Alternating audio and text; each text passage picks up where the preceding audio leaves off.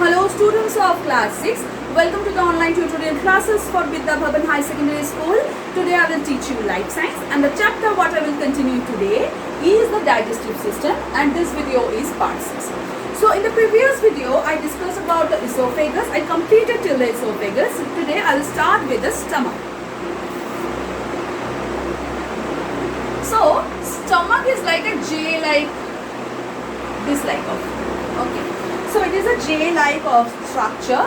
It mainly the food came from the esophagus. It can store the food for some time. Okay. It is also help in the mechanical digestion. That means there are many of the juices which are present also with the hydrochloric acid.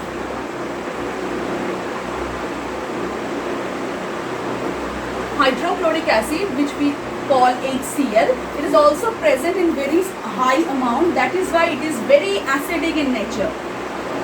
Okay, and also there are many enzymes are present in this part.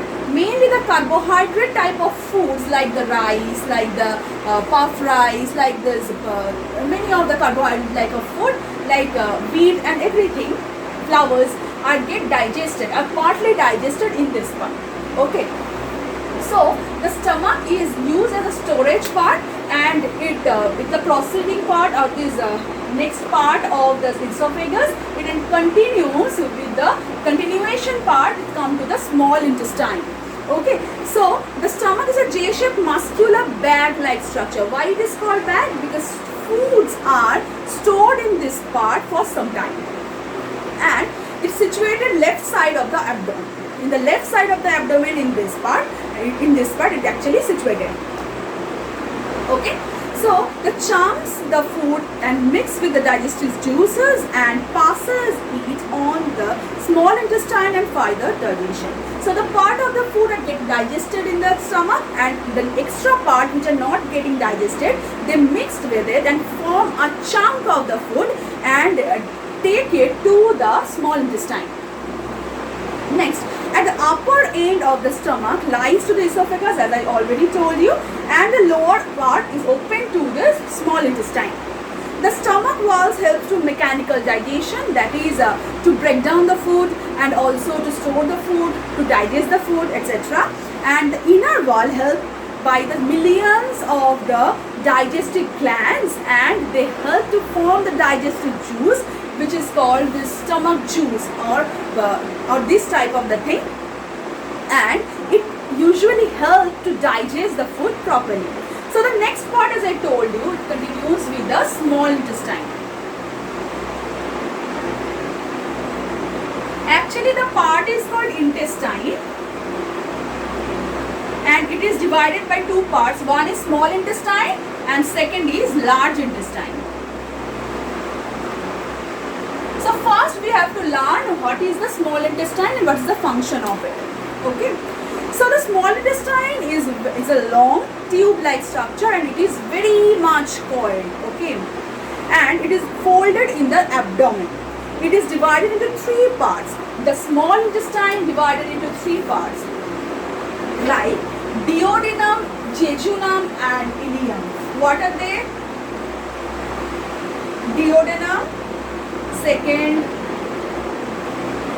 jejunum, and third ileum. Okay, so these are the three parts. The three parts also have their different type of the functions, but for your class it is enough to learn about it have three parts and they have their particular functions. And also the duodenum part is the broad part and not that much coiled, but the jejunum and ileum part is very much coiled. Okay, and the finger-like projections which is present in the inner wall of it is called the villi. Okay, in the inner wall it is present.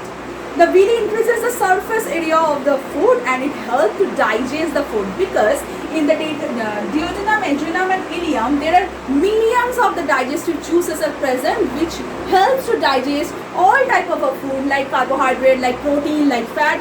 Every type of food are getting digested in this part. Okay, and very small amount of food like fat mainly are rest and they goes to the large intestine for the further digestion procedure. So now we are going going to the large intestine and the rectum and the anus, which are the last parts of it. What are they? Like small intestine leads to a large intestine, as I told you.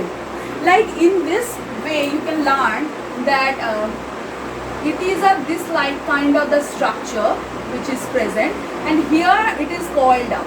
Okay, this coiled part is called the intestine, like duodenum, jejunum and ileum, which are the small intestine, and this part is called the large intestine. So I am drawing just a rough picture by this to understand you properly, to make you understand properly.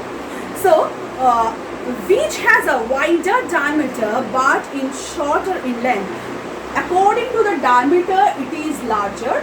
According to the diameter the small intestine is short, but very less. But according to the coiling and the length, the small intestine, you can see that it's very much coiled, it is very long. But according to the length, the large intestine is small than the small intestine. It has also 3 parts. The large intestine also has 3 parts.